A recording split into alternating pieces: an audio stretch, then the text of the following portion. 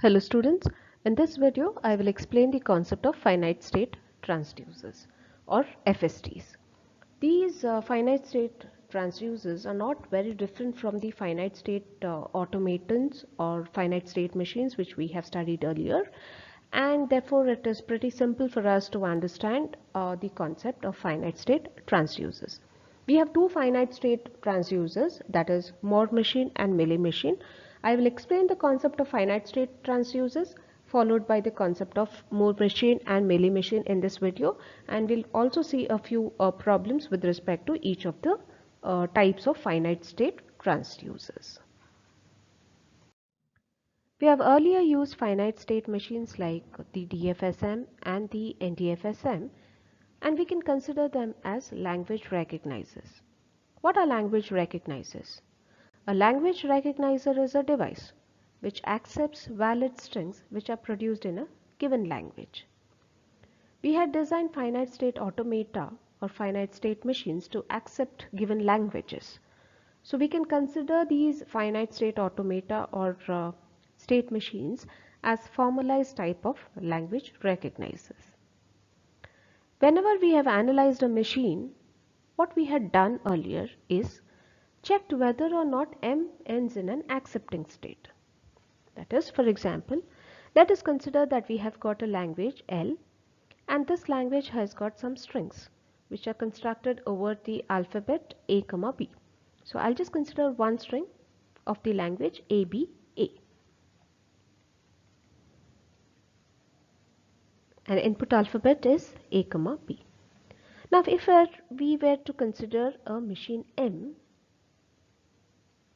and the input to this machine was the string ABA, then all we did is at the end checked whether this FSM which we had ended up in an accepting state or a rejecting state.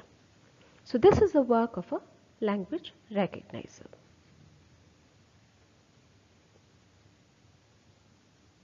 A finite state transducer, or otherwise called as FST, is a finite state machine but with two memory tapes, that is input tape and an output tape.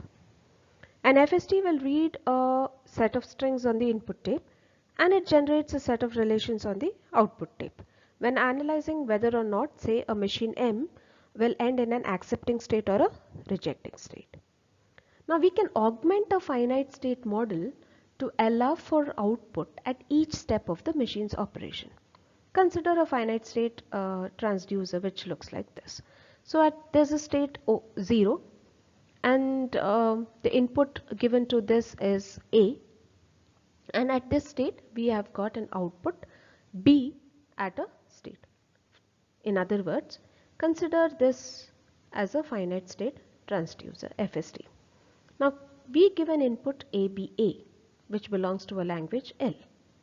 Now this finite state transducer does all the operations of a finite state machine. That is, it checks whether this machine ends in an accepting or a rejecting state. In addition to this, it will give an output, or it will produces another string, say X, Y, Z. Okay, that is, it allows for an output at each step of the machine's operation. So finite state transducers can be considered as automatons that produce outputs which are based on the current input and or the previous state of the machine. We have two types of transducers. One is a Moore machine. Here the output depends only on the current state. So this transducer associates an output with each state of a machine M, and this output is generated whenever M enters the associated state. Whereas Mealy machine, the output depends on both the current state and the current input. We shall take an example to understand the concept of Moore machine and Mealy machine. How exactly the output depends upon the current states as well as the current state and the inputs. Now just take a finite state machine which has got two states. Say Q0 is the start state and we've got one more state Q1. and the input alphabet here is 0, 1. Therefore, if 0 is the input, then it can be in Q0 state, and on 0, if at Q0 state, if it sees a 1, it goes to Q1, and then in Q1, when it sees a 0, it goes to Q0 state, and Q1, when it sees a 1, it remains in the same state. Now under Moore machine, there is an output which is associated at each state. So we can consider that Q0 has an output associated with it, say A, and Q1 has an output associated with it, say B. That is, whenever the machine is in Q0 state, it has got an output alphabet associated. That would be A. And whenever the machine is in, say, Q1 state, it has got an output alphabet associated with it, say B. Therefore, this changes to Q0 state, and it is associated A as the output alphabet. And this is Q1 state, and it has associated output B with it, irrespective of the input alphabet.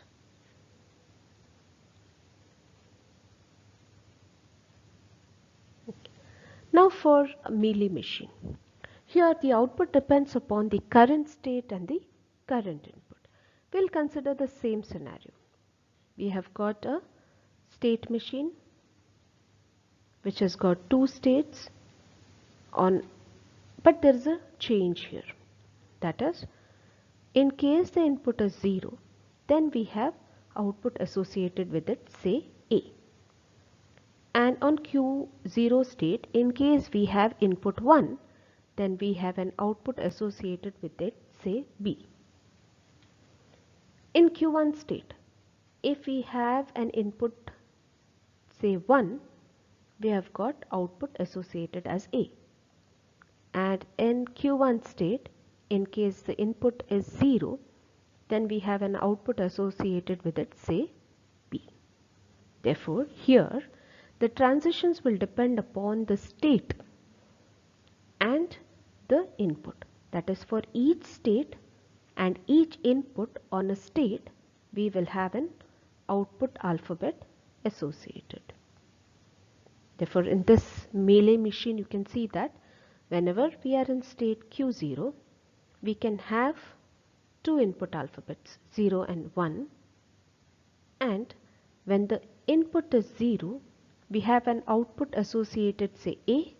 When an input is 1, we have an output associated, say B. Similarly, when we are in Q1 state, we can have two inputs associated, 0 and 1. Therefore, when in Q1 state and the input is 0, we have an output associated, say B, and when in Q1 state and the input is 1, we have an output associated, say A. We will work out a few problems to understand more on the Moore machine and the Mealy machine. We will take an input string 0, 1 and check how the Moore machine and Mealy machine produce output for this input. Now this was our state diagram, and we can see that the Q0 state is associated with an output A and Q1 state is associated with the output B. 0, 1 is our input. We are in state Q0, and this Q0 state, whenever we are in Q0 state, we know that this Q0 state is associated with an output A. Now on this Q0 state, we give an input 0. When we give an input 0, we remain in Q0 state. We can see here. So the output again associated is A. Now in Q0 state, we are giving an input 1. The moment we give a 1 as the input, we know that Q0 enters Q1 state. and the output associated with Q1 state is P. Therefore, the Moore machine produces output AAP when given an input 0, 1. That is, if n input bits are given to it, then n plus 1 in output is produced. Considering Mealy machine for the same input. Now Mealy machine is the one where output depends upon the current state and the current input. So we'll consider 0, 1 as our input. Now we are in state Q0. On Q0, when we give an input, only then an output is produced. So in Q0 state, when we give an input 0, we remain in Q0 state and an output given is E. Now in Q0 state, we give an input 1. What will happen? We go to Q1 state and the output associated here is P. Therefore, in Mealy machine, if 0, 1 is your input, then it produces AB as an output. Therefore, if n input is given, alphabets of input is given, then n number of alphabets are given as output.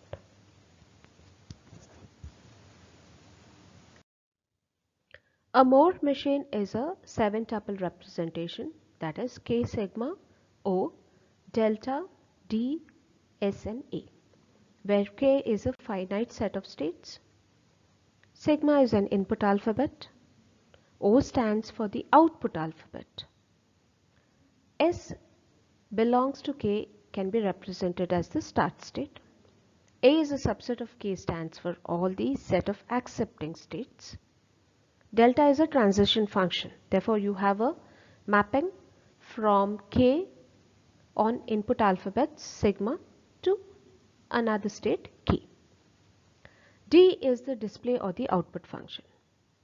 And a Moore machine M computes a function, say f of w, if and only if when it reads the input string w, its output sequence is f of w. Just consider an example of traffic light. Okay.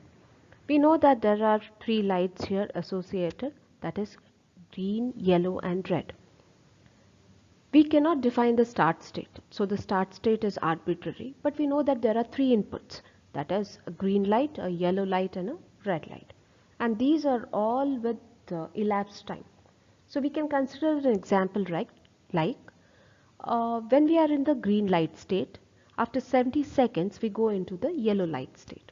And from the yellow light state, after 10 seconds, the machine moves into the red light state. When in red light state, after 80 seconds, it moves into the green light state. And this goes on in a loop. Next, we consider the Mealy machine. FSMs that associate outputs with transitions are called as Mealy machines, after their inventor George Mealy. A Mealy machine is a 6-tuple representation, K sigma O delta S and A, where K is a finite set of states, sigma is your input alphabet, O stands for the output alphabet, S belongs to K is the start state, A is a subset of K is a set of all accepting states, and delta is a transition function, a function from K cross input alphabet sigma to a state K. A Mealy machine M computes a function f of w if and only if when it reads an input string w, its output sequence is f of w. Let us take our first example, that is to construct a Moore machine to generate 1's complement of a given binary number. We know that binary numbers are just zeros and ones, and 1's complement of the binary number will be, if it's a 0, then it is a 1, if it is 1, then it is a 0. If we were to consider a machine, then if 1 is given as the input, then 0 should be the output, and if 0 is given as the input, then 1 should be the output. So we'll construct the Moore machine. Consider that we are in our start state Q0. And Moore machine is deterministic in nature. So on a given input, it will move to only one state. So in case it is 0 input, we will consider that it moves to one state Q1. And if it is 1 as the input, then it goes to some state Q2. Now we'll see the outputs which are associated. If 0 is the input, 1 should be the output.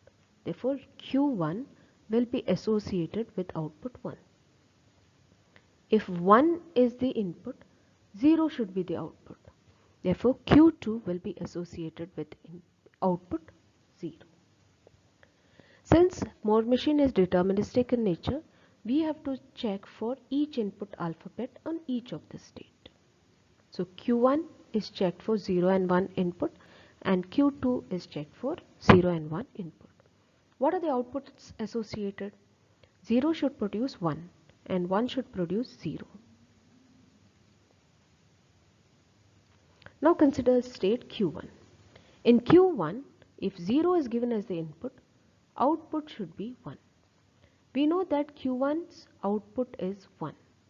Therefore, in case 0 is the input, then it will be a self loop because 1 can be produced as an output in Q1 state.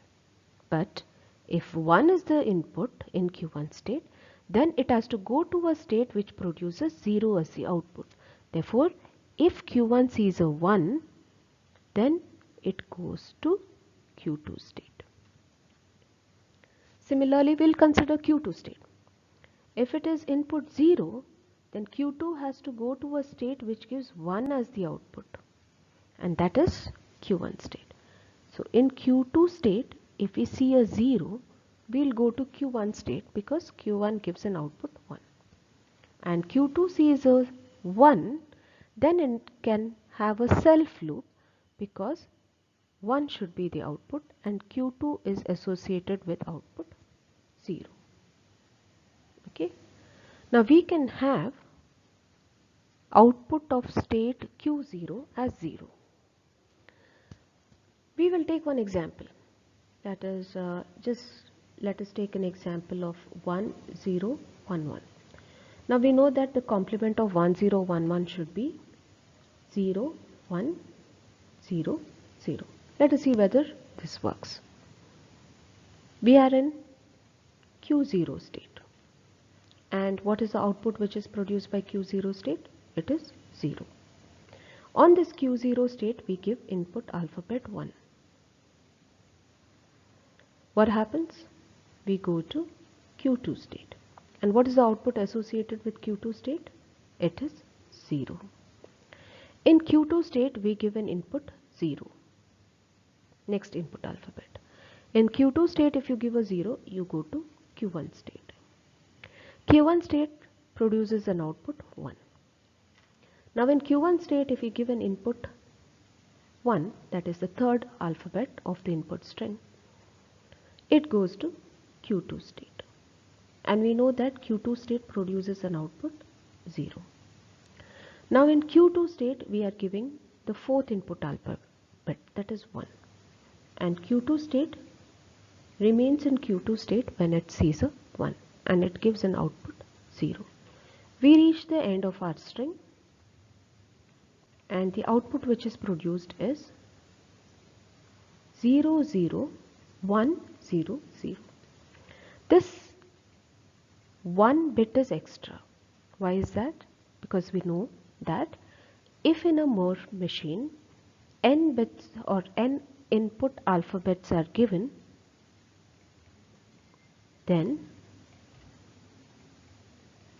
n plus 1 number of output alphabets are produced.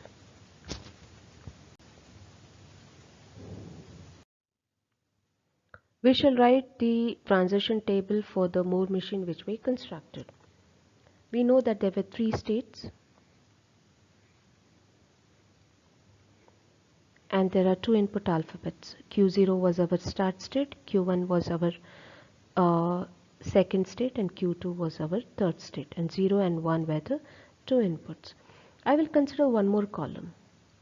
We had an output alphabet associated with this, so we have output alphabet column. Q1 on seeing a 0 went to Q1 state, and on seeing a 1 went to Q2 state. Q1 on seeing a 1 went to Q2 state, and on seeing a 0 remained in the same state. Q2 on seeing a 0 went to Q1 state, and on seeing a 1 remained in the same state. And output alphabets associated. Q0 it is 0, Q1 it is 1, and Q2 it is 0. Now this diagram of three states can be minimized. Instead of having three states, we can minimize it to two states. I'll simplify it as follows. We will have just two states, that is Q0 state and Q1 state. And Q0 state we associate output 0, and on Q1 state we associate output 1. We know that whenever we see an input 0, the output should be 1, and when we see an input 1, the output should be 0. So Q1 state, when it sees a 0, it should produce 1 as the output. Therefore, it goes to Q1 state because 1 can be produced as an output. And Q0 state, on seeing a 1, then it should be the same state because Q0 produces 0 as the output. Next is Q1 state. Q1 state, when it sees a 0, it should produce again 1 as the output. So but Q1 state produces 1 output, so it can remain in the same state. And Q1, when it sees a 0, when it sees a 1, goes to Q0 state because Q0 state produces 0 as the output.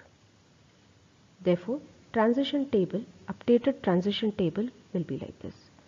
We just have two states here, that is Q0 and Q1 state. And there are two inputs, 0 and 1. And we could consider output alphabet associated. With Q0 is 0, Q1 is 1. So Q0 on 0 goes to Q1, and Q0 on 1 remains in Q0. Q1 on 0 remains in Q1, and Q1 on 1 goes to Q0. So this is the simplified Moore machine which generates one's complement for a given binary number. We shall take another example of a Moore machine construction. The question goes like this. Construct a Moore machine to determine residue mod 3 for a binary number. We know that a mod 3 operation has got three remainders. And those three remainders are 0, 1 and 2. This concept is similar to the divisible by k type problem which we had seen when we constructed DFSMs. So take any number n, then that number n will have n number of remainders, and the range of those remainders will be 0 to n. So take a number 4. The remainders of 4 will be 0, 1, 2, 3. Take a number 5. Then when we have a modulo operation, the remainders of 5 will be 0, 1, 2, 3, 4. So you can see there are 4 remainders and the range is from 0 to 3. So given a number n, we have n remainders and the range ranges from 0 to n minus 1. We will take 3 examples in order to represent the 3 remainders of the modulo 3 operation. Take number 6. 6 in binary is written as 110, and 6 mod 3 remainder is 0. Next take a number 4. 4 in binary is written as 100, and 4 mod 3 the remainder is 1. Take 2. The number is 0 1 0 in binary, and 2 mod 3 is 2. Take 10. 10 is written as 1010, and 10 mod 3 is 1. In this way, it continues. Any number you take, it will fall within only 3 remainders, that is 0, 1 and 2 for a modulo 3 operation. Now, these 3 remainders of a mod 3 operation, that is 0, 1 and 2, will be representing the 3 states of your Moore machine, that is Q0, Q1 and Q2 respectively for 0, 1 and 2 remainders. So Q0, the output at state Q0 is 0, the output at state Q1 is 1, the output at state Q2 is 2. So we can consider Q0 as our start state and the output at Q0 is 0. Then we have one more state Q1 and the output at Q1 is 1. Then we have one more state Q2 and the output at state Q2 is 2. I will make use of the transition table shortcut in order to draw the Moore machine. Now we have got 3 states. We know that we have got 3 states based on the 3 remainders, that is Q0, Q1 and Q2. And we have 2 inputs. Those 2 inputs are 0 and 1 because of the binary number representation. I will use another term here, that is delta, which represents the output alphabet. Output alphabet at Q0 is 0, at Q1 is 1 and Q2 is 2. Next we go to fill in the state transition. We write the state transition in series, that is Q0 here, Q1 here, Q2 here. We finish with the 3 states. Again restart with Q0, Q1, Q2. So once we finish this, we can easily draw the Moore machine representation for a residue mod 3 problem. So Q0 on 0 is Q0 itself. Q0 on 1, it goes to Q1. Q1 on 0 goes to Q2 and Q1 on 1 goes to Q0. Q2 on 0 goes to Q1 and Q2 on 1, it's a self loop, remains in itself. So this is the Moore machine for a residue mod 3 problem. We will just trace for a few binary numbers. Say we'll take 15. 15 in binary is written as 1111, and we know that 15 mod 3 equal to 0. So we need to end up in state 0. So we'll start at state Q0. We see our first one, we go to Q1 state and we know that 1 is the output. From Q1 state, when we see another one, we go to Q0 state. In Q0 state, when we see the third one, we go to Q1 state, and from Q1 state, when we see the fourth one, we go to Q0 state. So we know that this ends in a Q0 state. Next, we'll take the example of a number 14.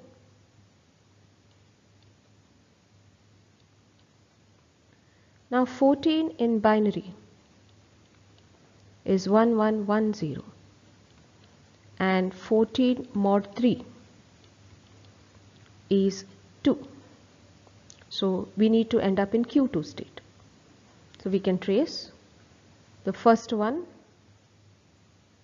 the second one of binary representation, the third one,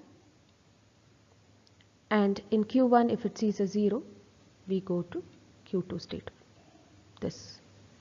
So we end up in a Q2 state. Next we can take example of 9. Not 9, we'll take example of 10. 10 in binary is 1010.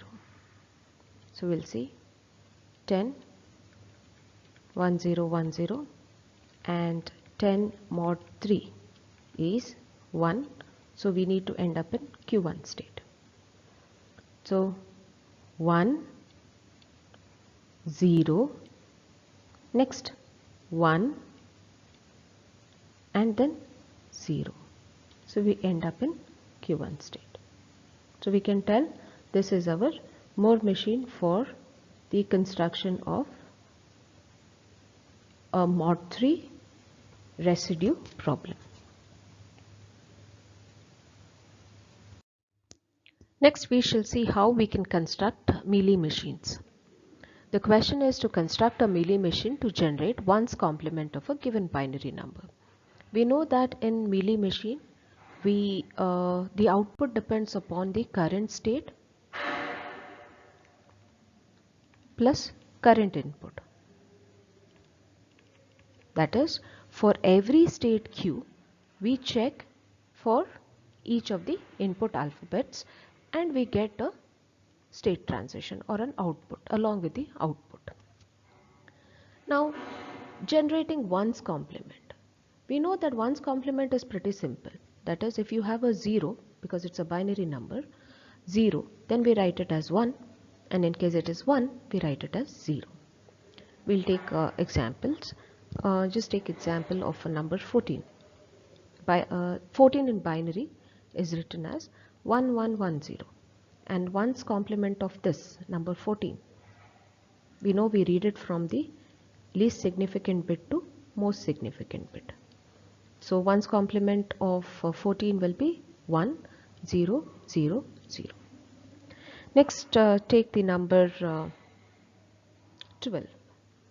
12 in binary is written as 1100.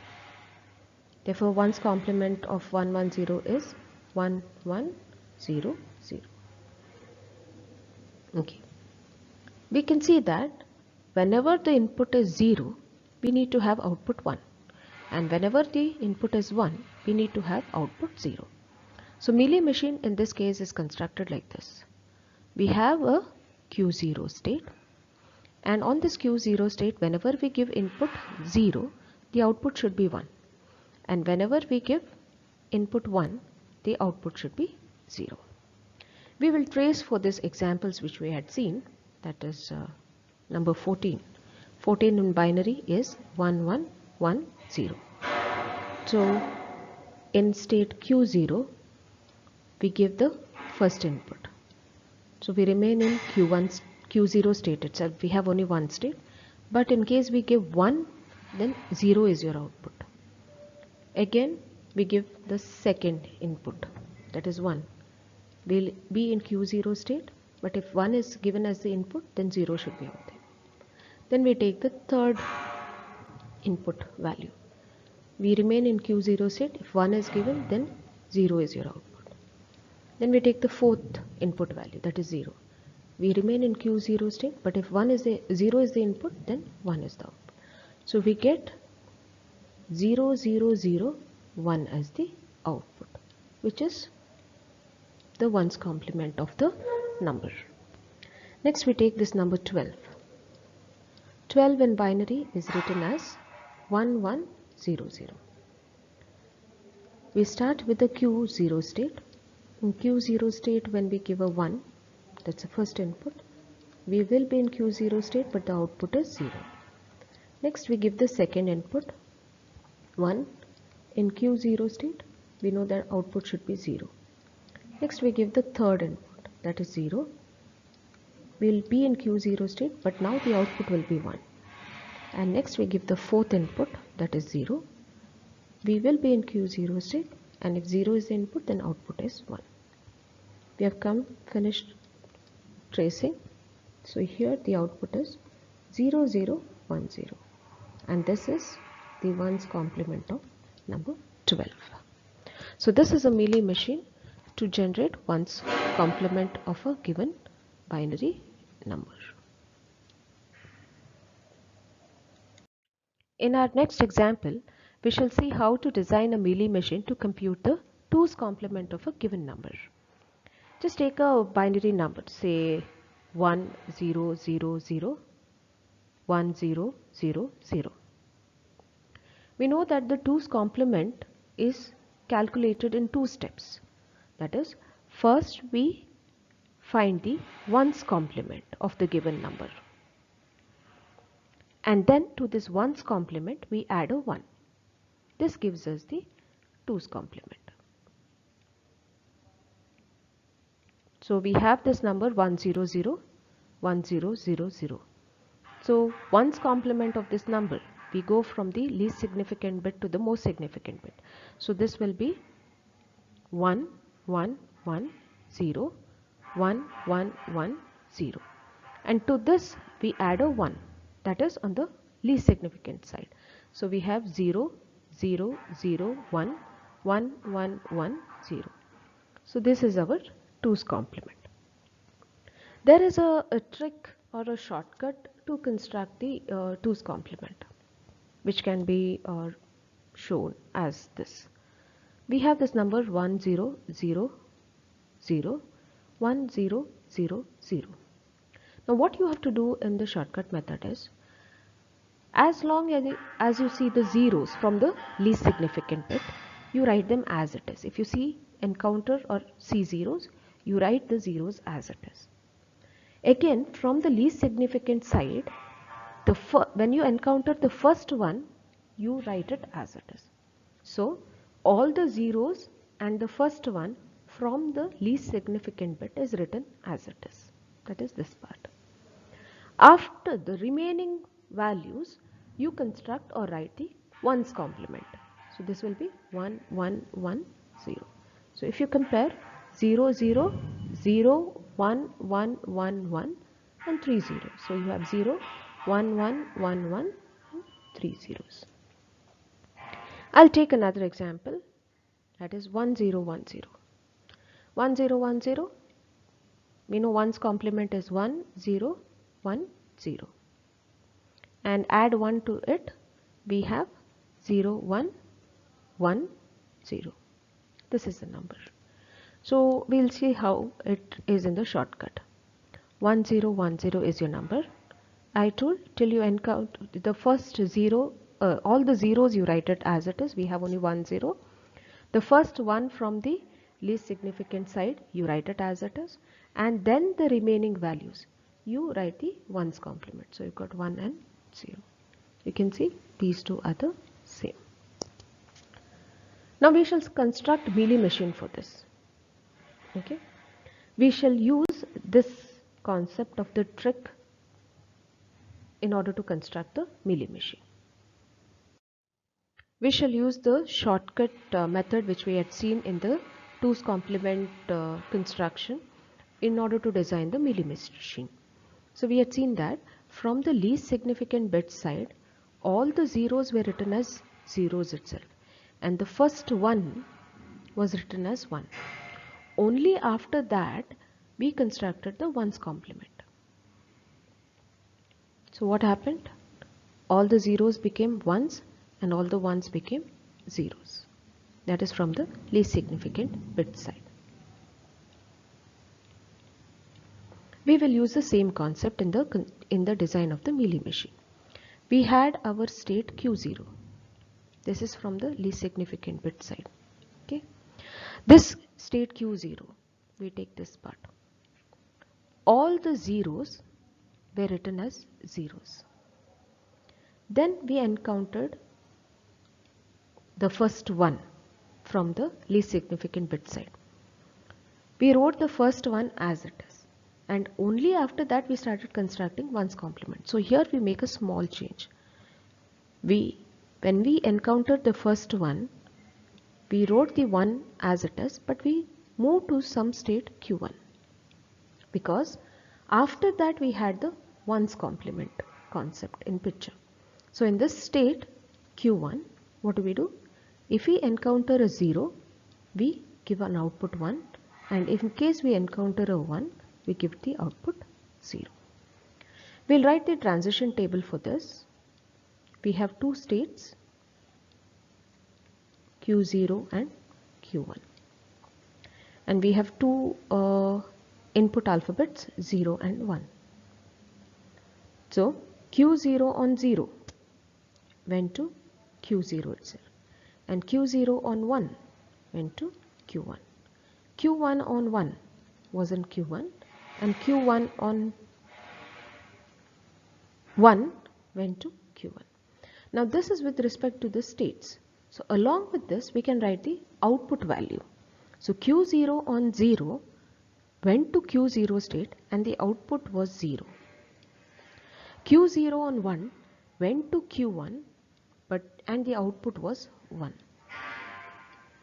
q1 on 0 went to q1 state itself, but the output was 1.